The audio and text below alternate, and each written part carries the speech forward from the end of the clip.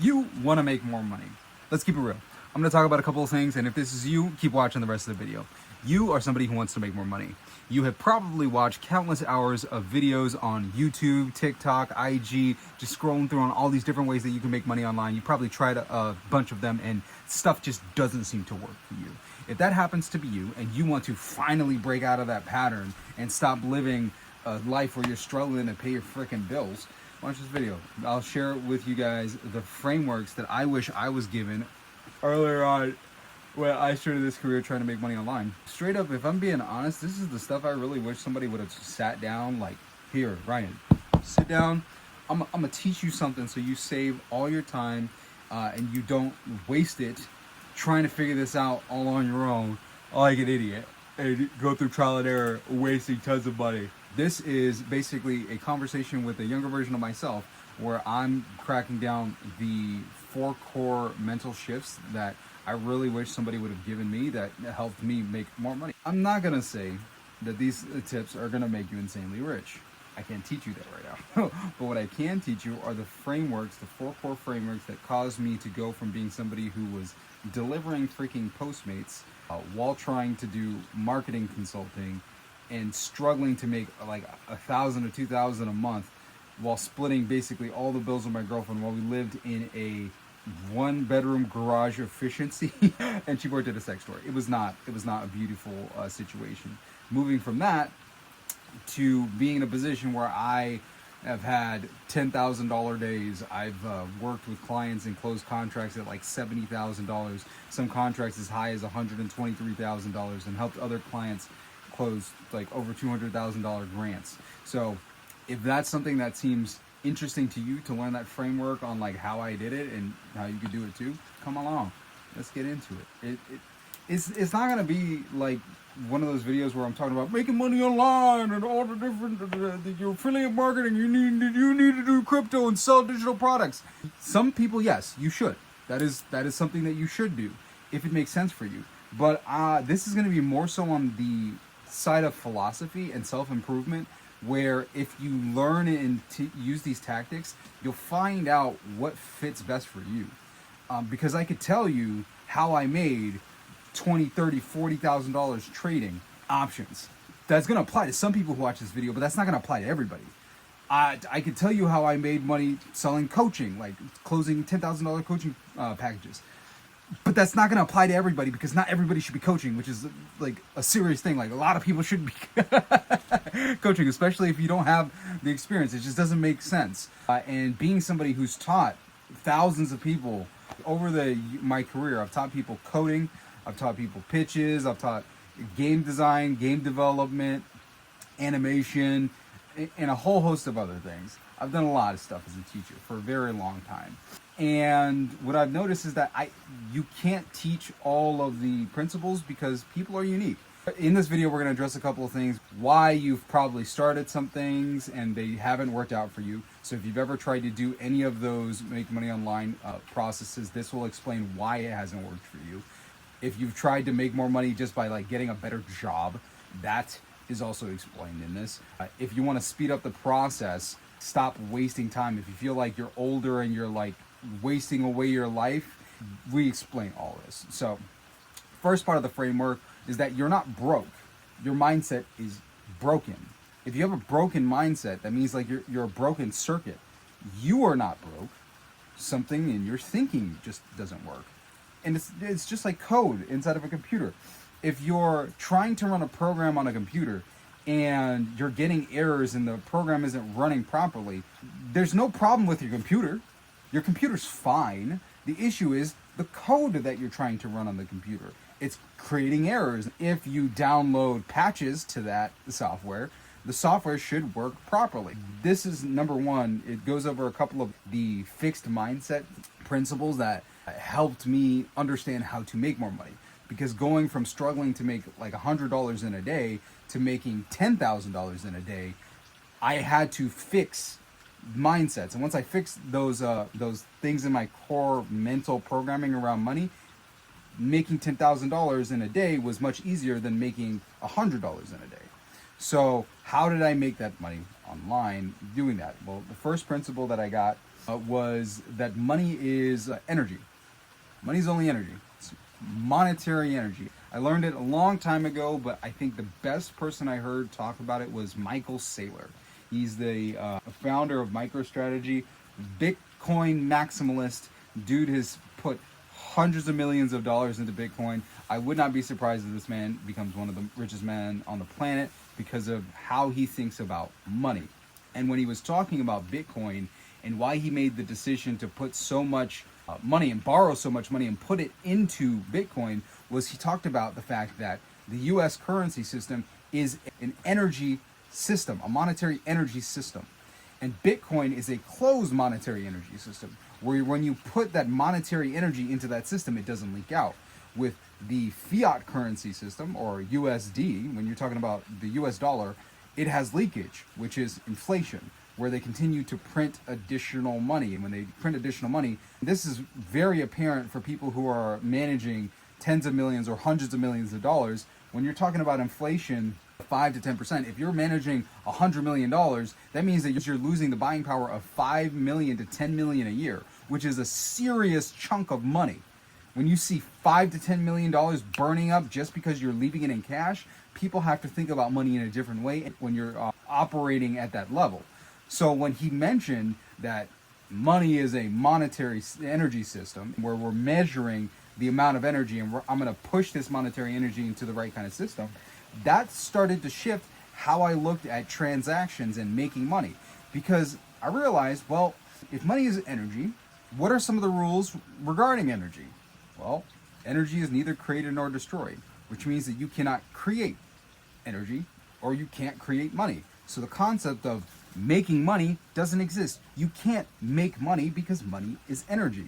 So when we refer to making money, what is actually going on? So once I started digging a little deeper in my research into like esoteric stuff and self-help and money-making principles, what I ended up finding out was you're not making cash. What you're actually doing is you're pushing energy out into the world in whatever way works for you, in an agreement with somebody else, and you are exchanging that for monetary energy. It's an agreement where I will give you this form of energy and you will give me monetary energy. It's a trade where I say, I will do this activity, I will do this service, or I will give you this product. By making this trade, you will give me monetary energy, which I can then use to turn into goods and services with other people that I want to do. Because it's a series of promises. Once I ended up finding out about how the US currency system was no longer based on the gold standard, when we went off the gold standard back in 1933, and then we got off the silver redemption system in 1968. Once we ended up going into that system, we only had Federal Reserve notes, which were literally just pieces of paper that are promises to pay. So all we're doing is just trading a whole bunch of promises. And everybody loves these promises. And rappers love to hold promises to their ears. It's like, hey, how many favors do you got? I mean, I got like 100,000 favors on my neck. Oh, man. Okay, so why does this matter?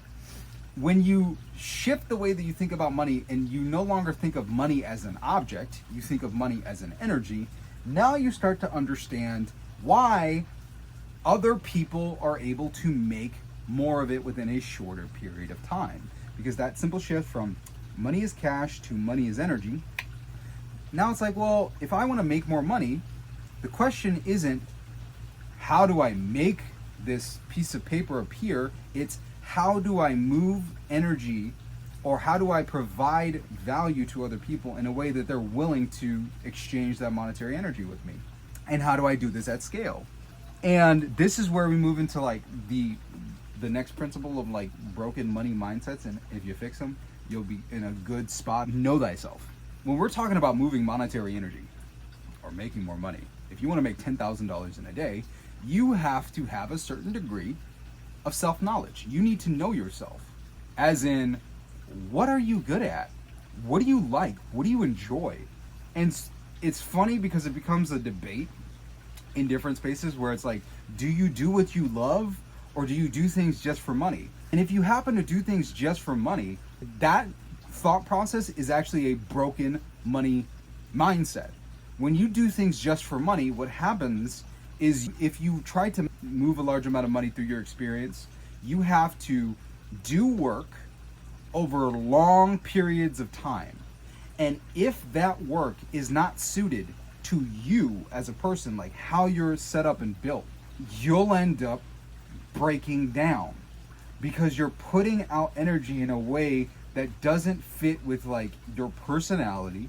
It doesn't fit with the ideal lifestyle for yourself. It doesn't fit with the sleep schedule that you have. And because of that, you can do it over a period of time, but it will require a larger amount of effort. And by pushing that effort and doing all that stuff through the system, you burn that system out. Why do you think, I think the number was around like 90+% of millennials or people in the workforce have experienced severe burnout. It's because most people are doing work that they're not suited for. They're doing work simply to make money to pay for student loans and other bills.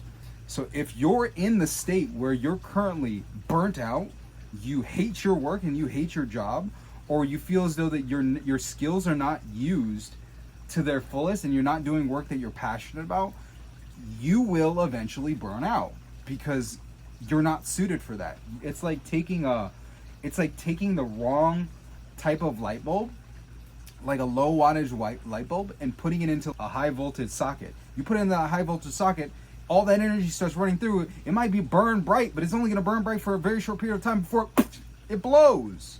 And you wonder why you're stressed.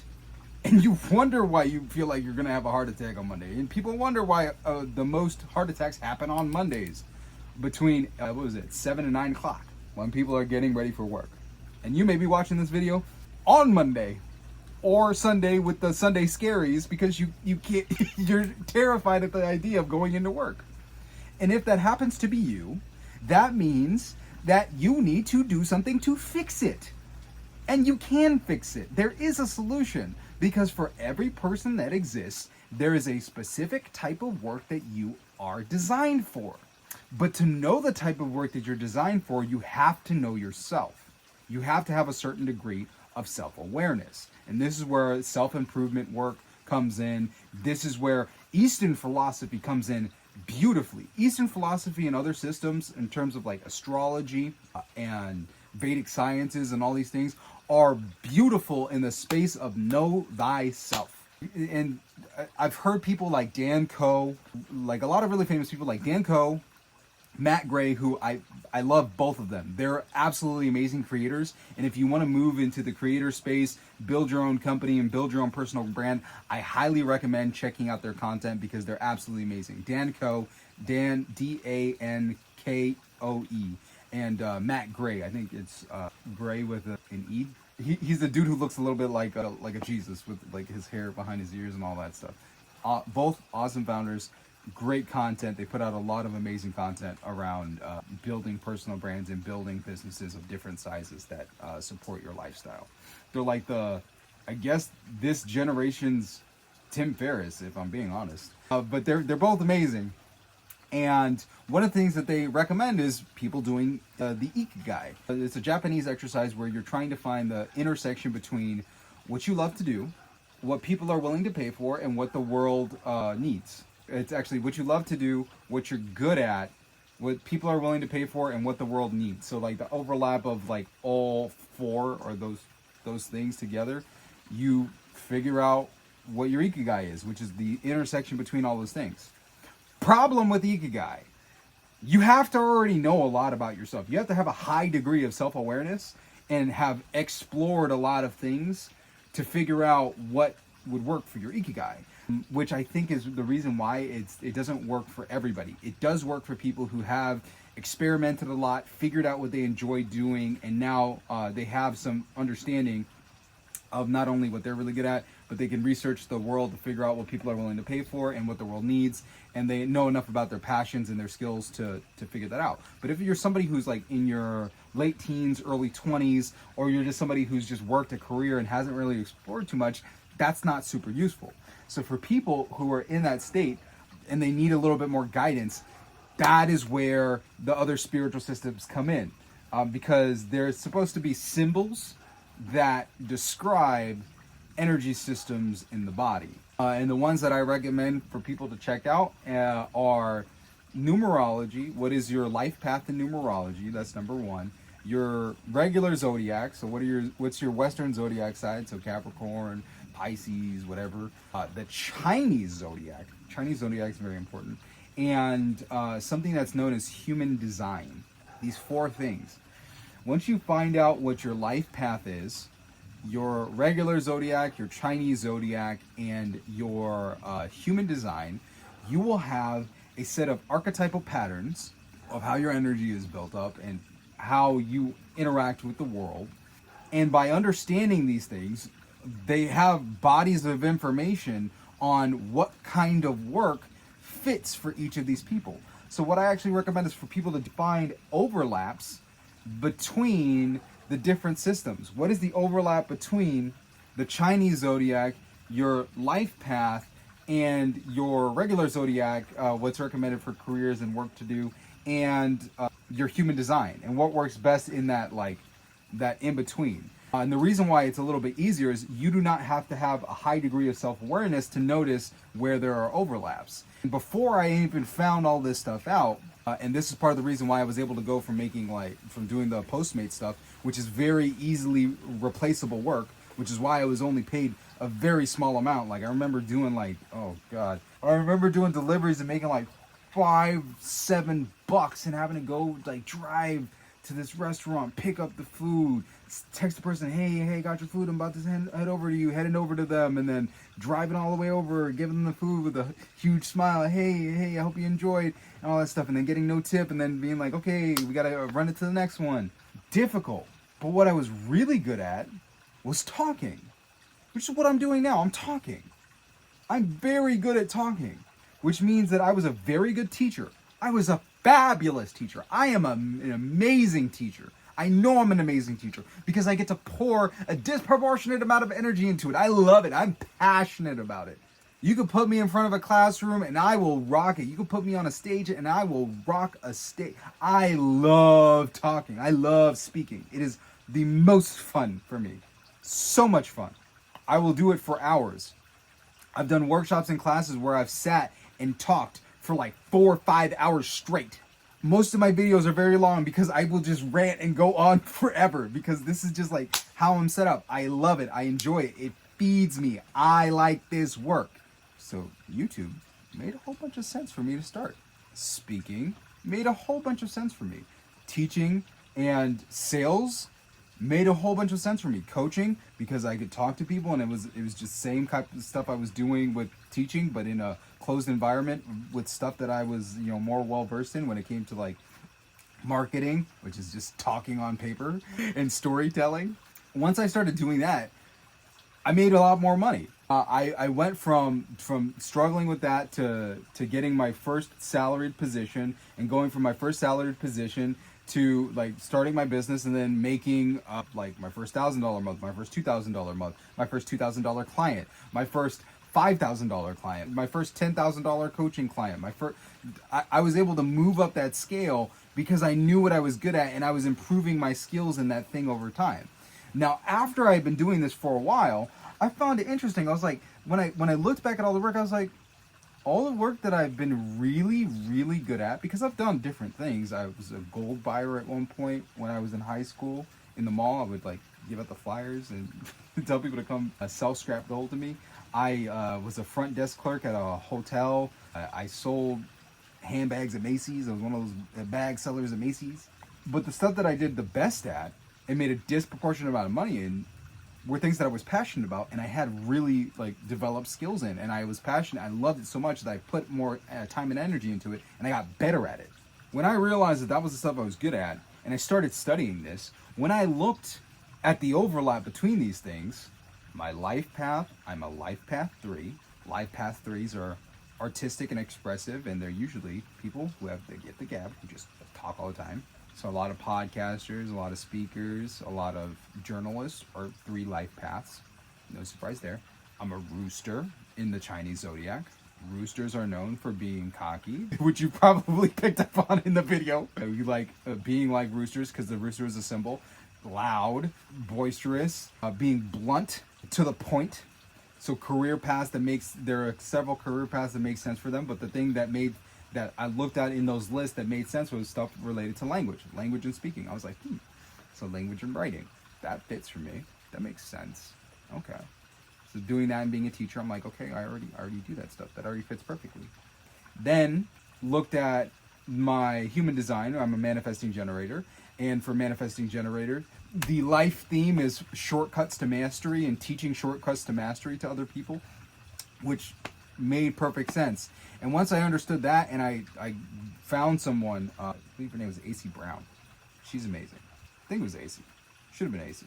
I'll double check that. If that's wrong, then I'll make sure to correct it at the bottom. But she was somebody who talked about the business models that make sense for manifesting generators, which just so happened to be things that I did that would make sense for me, which were doing live events, marketing based on asking provocative questions, doing Q&A and answering questions, creating content, and then selling consulting and products, which is literally the stuff that I've done the best at because it fits my energy systems. So when I layered all those things together, the stuff that made the most sense for me was create content, build products and consulting services around the content that you do. So you give the energy for free to people, and then the people who want to work with you more in depth and want to learn this stuff a little bit more, they can go down to the description and either book a session or buy something that I happen to be selling there. It could be a workshop for relationships or money, whatever it happens to be. I don't know what's going to be down there. Maybe it's just my freaking link so that you can sign up for the newsletter.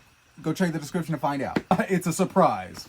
But the reason why I found that out and I was able to align the stuff that I'd already learned was because I used those systems.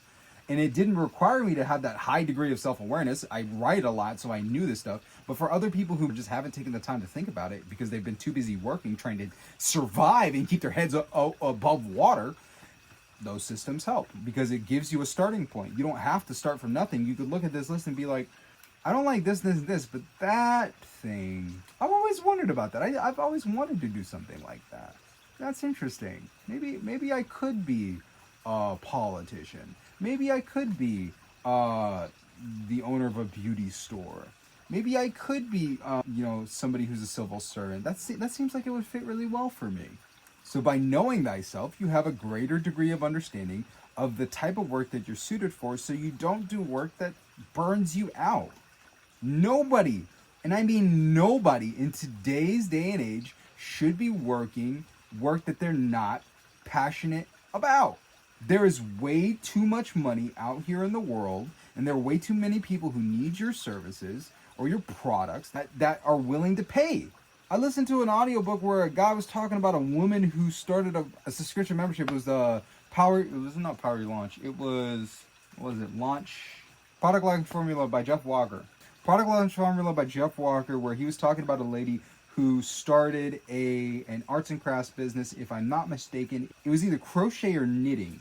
It was something like that. It was like stitching stuff together. She started a business. She made 7 figures with that business. She was doing launches where she was teaching these people how to, make them, and then also selling them the yarn and the products. How many people would think that like crocheting or knitting would make 7 figures? Well, guess what? She's got it, and she's not the only business that I found that does that kind of stuff.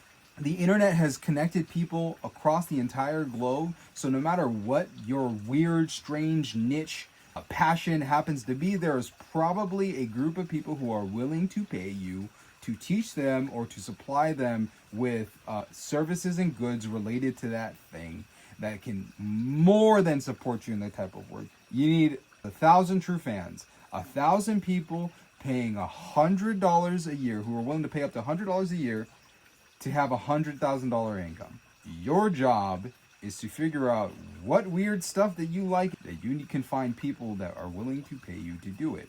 Or just get really good at a skill and then get a really high-paying job or trade. That's also another thing that you can do. I really don't like when gurus or other business people are telling everybody, get products, sell products, coaching, products, sell on TikTok, do this, do that, be a content creator. That's not for everybody.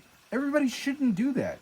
Not everybody is designed to be a freaking full production team. That's not healthy. There's way too much information being produced on a day-to-day basis. We can't keep up. It is a literal biblical flood of information and video. We don't need more. Unless you just so happen to be somebody who needs to add to it, then please, by all means, be authentic, be yourself, and share with the world. But to be honest, like, if you don't feel like it, you might not be the person to do that. And that's okay. Because there's something that you should be doing in the world that needs to be done. We need electricians. We need people to do HVAC. We need people to build boring businesses. Why? Because the world depends on it. And it may be boring to other people, but really interesting and fun to you. So do that. Because we need you. We need you to do what you like. I need you to do what you like. Your mom and your dad need you to do what you like. Your community needs you to do what you like. Because they're looking for you. And they can't find you anywhere. Because you're hiding. So stop it and get on the horse and start riding. Now, speaking of getting on the horse, this is where I got a really good analogy for like games that you should play. Once you know yourself, stop playing games that are not designed for you. Mind you, when I say stop playing games, I don't mean just quit cold turkey and quit your job and then go do something else. When I say stop playing games that no longer suit you, usually that also means that you have to actually spend a lot more time and energy to go deeper into the thing that you don't like, or putting in more time and attention to get more monetary energy so that you can move and pivot into something new. And that's okay. Just be aware that you will probably need to work a little bit harder and sacrifice different things to gain the energy so that you can make that transition and move. Because to shift anything in your life, you need energy for transformation and change. Like, that's required, which means you need emotional energy. You need monetary energy. You need physical energy. And that energy has to come from somewhere. So you have to dig deep and start taking it from other places and push deeper so that you gather enough of that energy so that you can go, now we make the shift to something new. But once you do that, your goal is ultimately to stop playing games that you're not suited for and to play the ones that you're suited for. Certain people are suited to play basketball.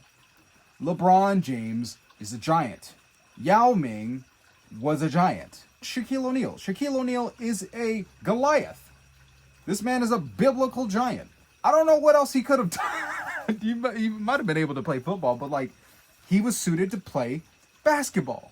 If you are 4'9", you should not be stepping on the court, because you're going to look ridiculous trying to keep up with people who are they're literally built for that game. The people in the NFL are 250, 350 pounds, 6 foot, 7 foot tall. These guys are enormous. You can't be walking on the field 5'5" and 150 pounds soaking wet. You can't do that. You will get annihilated. They will crunch your business. I was gonna curse, but we ain't gonna do that. I ain't got time to bleep myself. This is gonna be like uncut. If you're 4'9", don't play basketball.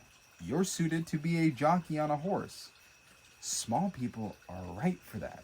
You know, those people who ride the horses in the horse races. The smaller you are, the better, because you weigh less on the horse, and you can get that horse to go faster. So the short guys, perfect. They dominated in that field. Shaquille O'Neal would make an awful jockey. He would snap the horse, and I don't know what horse would be able to hold Shaquille O'Neal's weight. He ain't suited for it. And if Shaquille O'Neal decided that he wanted to be a jockey, then he would be in trouble. He wouldn't be in the financial position that he's in right now, because he would be playing a game that he was not suited for. And he would get burned out and frustrated if that was the game that he had decided, or the parents or the people around him had influenced him into moving into. And that's the one thing to remember, is that people cannot make you do anything. They can only influence you to do things. Your parents could only influence you. Your friends and family can only influence you. They can't make you do anything. Even if they have a gun to your head, they can't make you do anything. They can only influence you through either pleasure with a dangling carrot or fear. Another big thing to remember is that one. Now, if you start playing games better suited for you, you're going to find yourself in a position to make more within a relatively short period of time. Why? Go back to the concept of monetary energy. When you understand that this is monetary energy, and I find a game where if I put my energy into this game, I can get a high score in the game. Because I'm really good at it, that means, oh my gosh, they will pay me more and I can get better at it. And it's like a feedback loop. You get better at it. People want to pay you more for it because you're just really freaking good at it. And you just continue that process. Because you enjoy it, you will do it longer than other people for a long enough duration and give enough of that energy to people around you. That means that you're just going to make more money over time. That's how it works. It's an energy system. If you enjoy it, people feel your enjoyment in doing it. And they enjoy watching you or receiving the product or service that you create in doing it. It's like the difference between watching somebody cook who drudges cooking and like somebody like that what's it, Barack Semen, the guy who's always smiling when he's cooking. Like I'll throw up. No, I'm not gonna throw up a video of that dude. I'm not gonna take the time to edit that. Barack Semen, he's dude just smiling as he cooks these huge meals and all this stuff. He enjoys it. That's why he records the videos, and that's why he gets so many different views. Barack Semen. Yeah. Okay. So once I figured out what I was really good at, I put more energy into it, and then I got my little sheet over here, so I'm looking at it. Then I moved into part 2, which is once you decide this area that you're going to move into, don't try to figure it out on your own. Find a mentor. Find somebody who already has this system built in their life and just copy them. You don't need to reinvent the wheel. There's a reason why apprenticeship has always been a very big thing for millennia. It's the way that we learn as human beings. I have a daughter. She's little. She's 2.5. She watches us and does what we do. She learns through the process of mimicking. So she's learning several different languages. She learns these languages by listening to us and mimicking us and singing songs. And because we put her in places where she can sing these songs and hear these songs again and again, she's getting very good at these different languages. You have her doing English and Spanish. For me, I didn't learn how to speak on my own. I had mentors. When I went to college before I dropped out, I took classes on stuff like screenwriting and speech writing. So I learned speeches. I learned speech patterns. I've studied and listened to tons of different lectures. I worked for several years under a professional speaker. She spoke, but Felicia Hatcher Pearson, absolutely amazing. She takes my breath away every time that woman's on stage. She is a speaker, she is an author, a mother, wife. She's now working as the CEO of Pharrell Williams' impact fund, Black Ambition. They give away like millions of dollars to minority founders. She does amazing work. She's wonderful. And I remember when I was in high school and I came to her for like one of her other job positions that she had opened that she posted on Twitter. And I told her, like, I want to be a speaker and I want to write books. Throughout the entire time, throughout the years that I worked with her, she gave me that opportunity to hone that skill. I learned from her. I learned her process that she used to write her books. I learned how she structured her talks. I saw her give talks and teach classes. I saw how she used her passion and energy, and I used and mimicked the things that she did. And I found that I was really good at copying. And by copying her, I got really good at it. When it came to closing large projects, she was closing 7-figure donations for the nonprofit organization that she had founded that I was on the team for. So I took those skills that she had where she was closing like 5-figure, 6-figure, 7-figure deals. I learned those skills from her because I was working under her and I was apprenticing under her.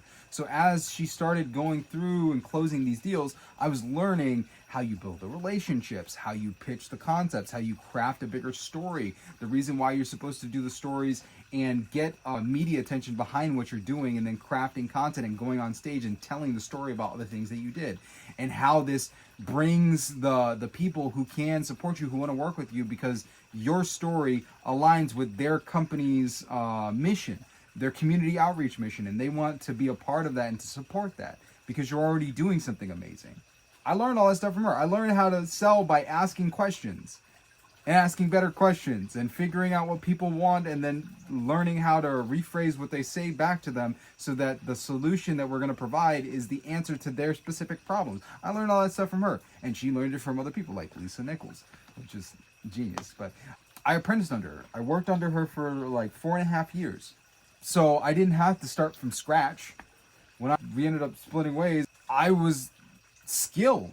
I had skills. I had a network. I had people who would know me. So when it came to trying to create content I had projects that I can go back and reference when I was talking to people. I had skills to close bigger contracts. I closed a large contract that was from a grant that was given to the American Libraries Association from Google, and we got it.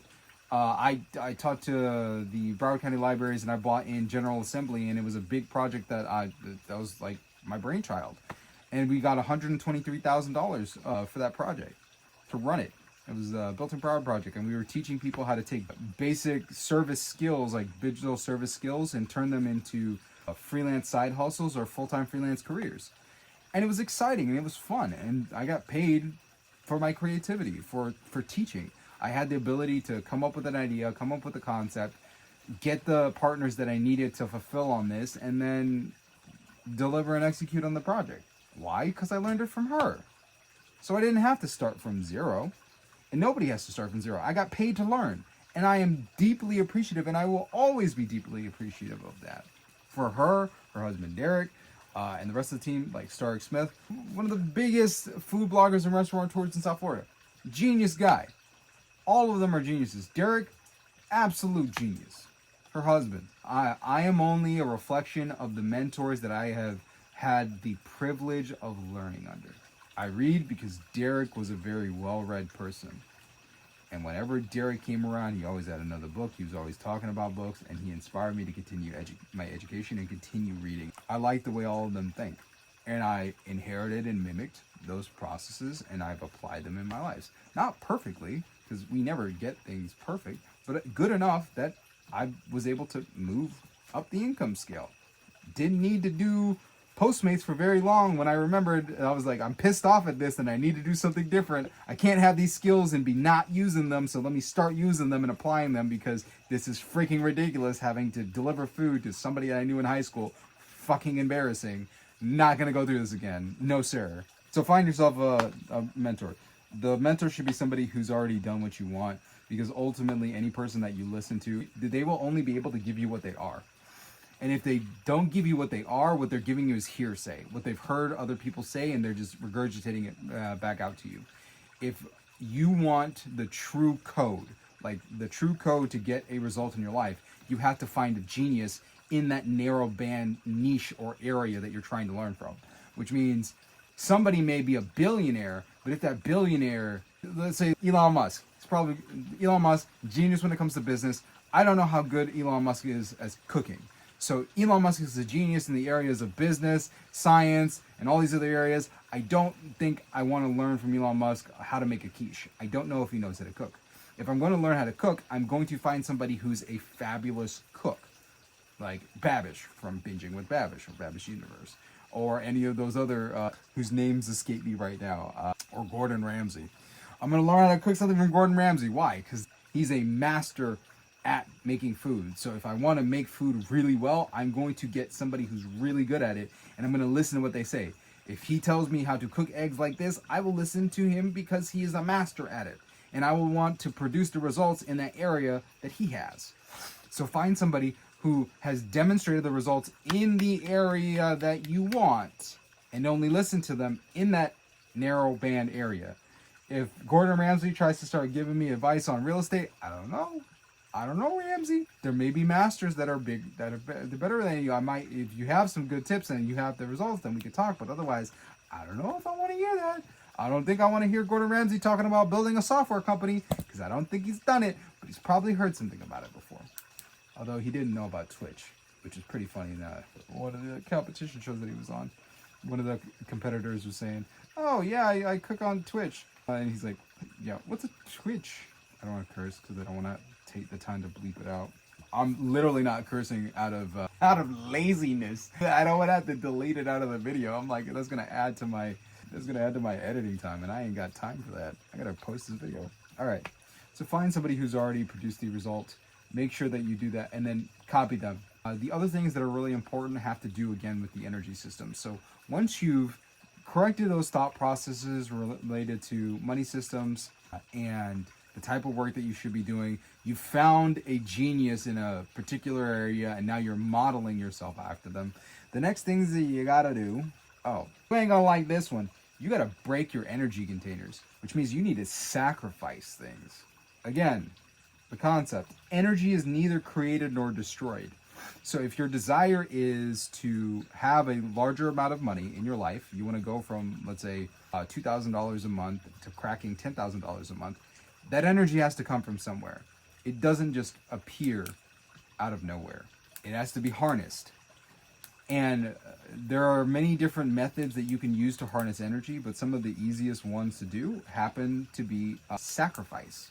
When I wanted to make more money, prior to making more money, when I was struggling doing the Postmates thing, I spent a large amount of my time playing Call of Duty Modern Warfare. I loved it. I would spend the days into the wee hours of the night playing the game. I just enjoyed it a lot. And it was a problem. And I felt good doing it, and I played with friends. But it was something that was taking my time and my energy, and if I wanted to make more money, I needed that time and energy, that physical energy, that mental energy, because even if I wasn't playing the game, I was still using my mental energy. If I was watching videos on YouTube, sometimes I'd be watching videos of people who are playing better so that I can improve my play. So I was thinking about playing even when I wasn't playing, because I wanted to improve my play.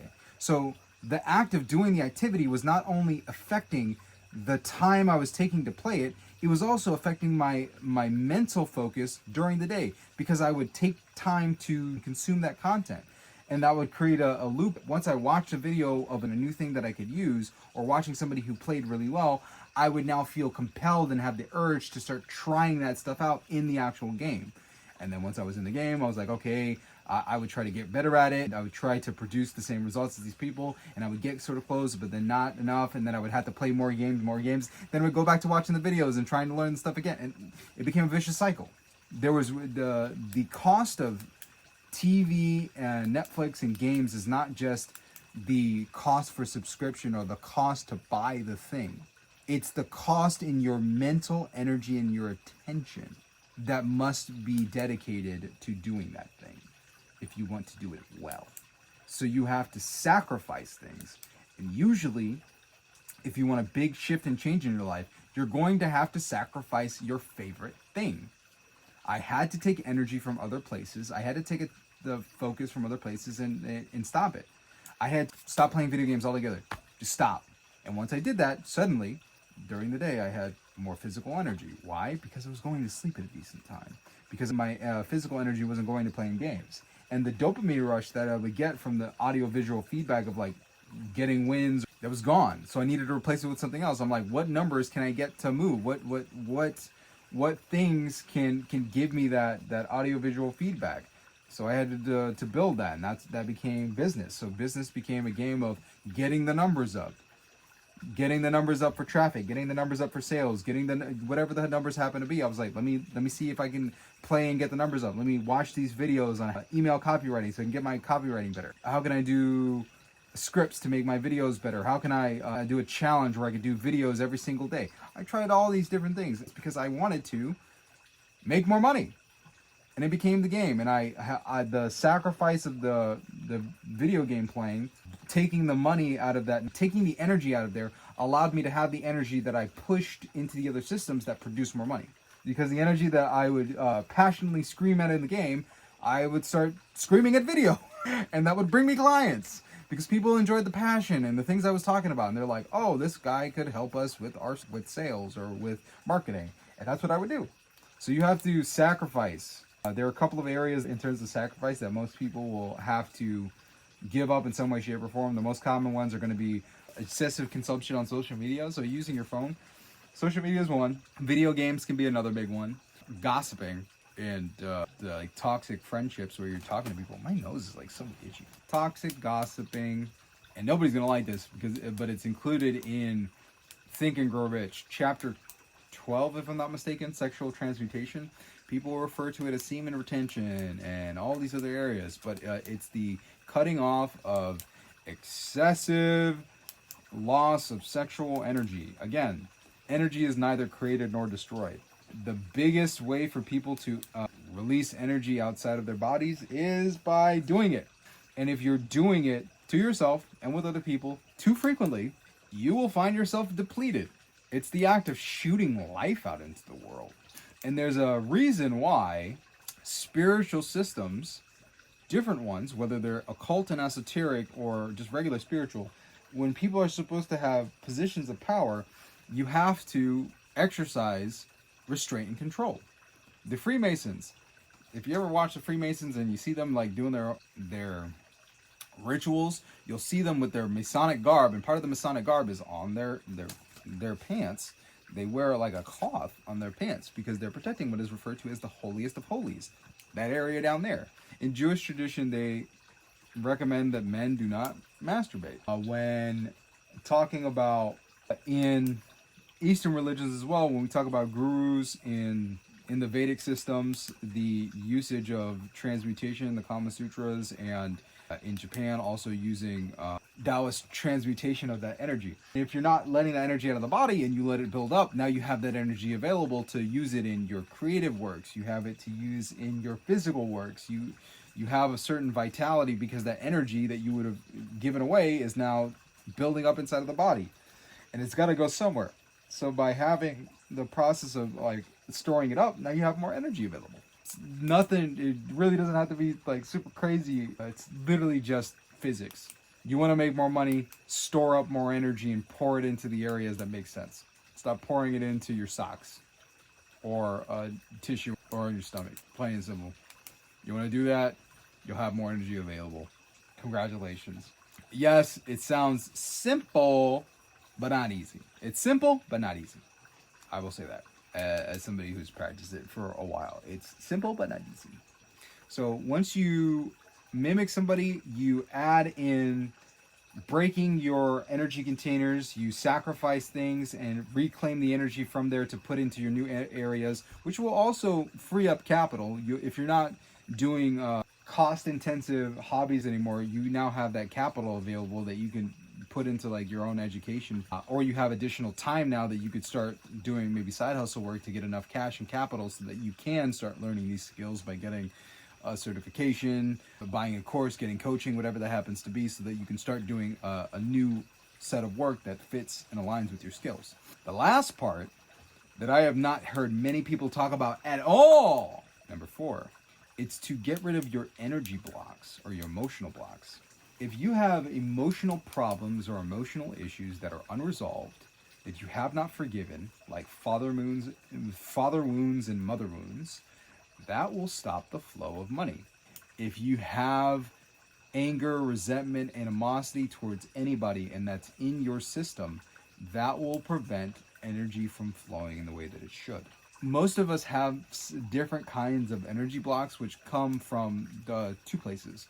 One area, I learned this from one of my mentors, Kevin Trudeau, where he started talking about energy systems and money blocks. This is a relatively recent thing that he talked about, where if you struggle, let's say with like courses or learning stuff, if you start something, or you struggle to start things, like you'll buy something and then you never open up the course.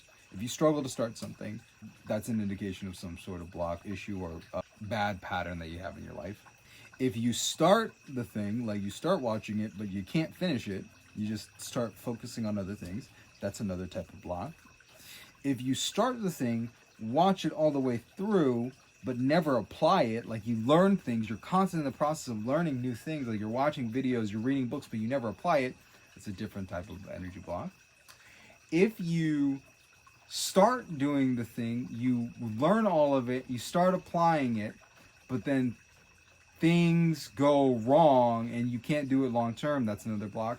All of these are manifestations of energy blocks that people have. And once I learned about this, I was like, oh, well, that makes sense. I started doing research on like how do you get rid of and how do you deal with these kinds of things. And I've been doing in a few of my one-to-one sessions, which if you're interested in, I've got them in the description down below, so you can go check those out. Book a session while they're still available. The one-to-ones are after the sessions. They're up there, to say the least. But it's definitely useful. One of my clients that I had, she's a previous client that I worked with before, and we got, I think one year we got like $350,000 worth of grants, but she's trying to get to another level. So now she's running into different issues. It trying to escalate. Because whenever we're trying to change and shift things in our lives, whatever level that you're at, even if you're doing really well, if you're trying to get to the next level, there's always going to be new blocks and things that you need to overcome to get to the next level. And if you could do it by yourself, then people would do it. But usually we need some extra form of energy to push us over the edge. So she was struggling, she was having issues, and we did a father wound exercise, a forgiveness exercise. Forgiving the father, forgiving your paternal grandfather, and forgiving your maternal grandfather. I call it the forefathers exercise. So we did it, gave forgiveness, and the process was really powerful. The meditation and the energy that went into it. After she did it, within 2 days, she went on a date that was an 8-hour date, and she was like, this guy is perfect, he's amazing. 2 weeks later, which actually we talked this weekend, and I asked her, like, hey, what happened? What changed in terms of, like, business? She was like, well, let's see, over the past 2 weeks I bought in, what, $54,000? I was like, yes, $54,000. This was an instance where she was talking about, oh, this client was going to pay me, but something was happening because it was an organization, and they're like, oh yeah, the processing is going to take like up to like 14 days and all this stuff. She's like, I need the money now. And this was happening with multiple kinds of clients. Once we cleared out that stuff with that exercise, money just started showing up. People just started paying. People started paying quick. Stuff that was supposed to come in started coming in quicker. And I'm like, understand where this came from. You did the activity, you did the processes to fix this. We did the clear energy clearing work. You started creating new visualizations, and now that you did that, you got this result. So by clearing energy blockages, you've now fixed all this stuff. You understand that making money is energy. That's number one. You fixed your mental mindset. You're like, okay, I'm gonna find something that works for me. Understand myself, so I do work that my body is suited for energy-wise. Passion is the indication that you're doing work that your body is literally designed for. Your personality is quite literally designed for, because we all have things that we're like the puzzle piece for humanity and society. We're supposed to be the way we are because humanity is not complete without you. There are no mistakes. There are no extra parts. You were made for a purpose and you were made for a reason. It's your job to figure out what that is and then to live out that purpose. You figure out what that is. You stop doing the work that you're unsuited for and you play the game that you're suited for. You find a mentor or a person to apprentice under so that you can mimic them and learn how to do that thing at an accelerated rate, so that the energy that you put in is now used not to figure things out, but it is used to replicate and build those patterns in yourself until they become unconscious patterns where you're a master. You have taken and siphoned energy out of the sacrifices, the things that you are no longer going to put your energy into. And it doesn't have to be forever. It's just for a period of time. You're sucking the energy out of there so that you have it available. So now you have something to pour your energy to it. You have it available. And now you have cleared out the forgiveness exercises, cleared out the money blocks, and now you could pour it into the work that you're doing.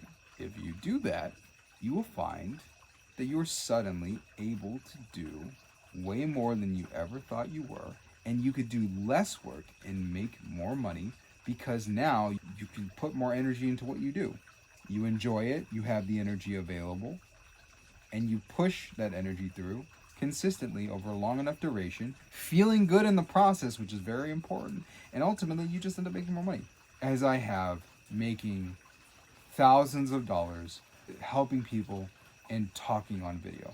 I love in-person sessions. I love retreats. I love making products. I love it. And I will do it. I would do it even if I wasn't getting paid for it, because I have done it when I'm not paid for it, because I just love doing it that much. So if you do that process, you should have no issue going from having whatever amount of money you have in your bank account to having a large amount of money in your bank account, because the money in your bank account is just a measurement of the energy you poured into the system. You will never be broke again because you are not broken. This is the exact reason why millionaires can have all of their money taken away from them and they can make it back again. Why? Because of who they are. They are not broken as a person. They're a millionaire. So they just don't stop millionairing. They just millionaire again for a long enough duration, and then the money shows up. I can't talk too much about that because it's not my field of expertise. When I get there, then we can have a conversation. I'll make a video on that for y'all. and it'll be even better, because then I could show you guys, hey, I was here and this is before I made my millions. It's going to be so much more interesting. For now, try that out. If you want help with clearing out any of the stuff in the forgiveness exercises, or you want clarification or have any questions, you could go down into the description. I got my sessions available if you want to book a one-to-one session. I will be putting together a program for this. I don't know when, for this stuff specifically. So for now, if you want it, the only way that you can get it is by booking a session or signing up for my newsletter, where I'll put out like additional emails where I talk about this, because it's much easier for me to write this stuff than it is for me to talk about it, because it takes forever to make these videos. But I'll be sending more of the emails out more often. So if you want, you can sign up for the newsletter. I have a manifestation guide that's in there when you sign up for the newsletter, so you'll get it automatically after signing up. You just confirm. And if you want additional help, just book a session. Both links in the comments down below. So definitely grab it if it's something that you're interested in and you want that extra push, that extra help. I'm here to help you, baby. Here to help you, baby. If you want, I'm gonna stick another video here. This one will be on manifesting. Even though I talk about it for manifesting with relationships, you can use it for manifesting just about anything. So if you want to figure out how to manifest, you want to figure out how to use the systems, the energy systems to manifest, the visual energy systems, check out this video right here.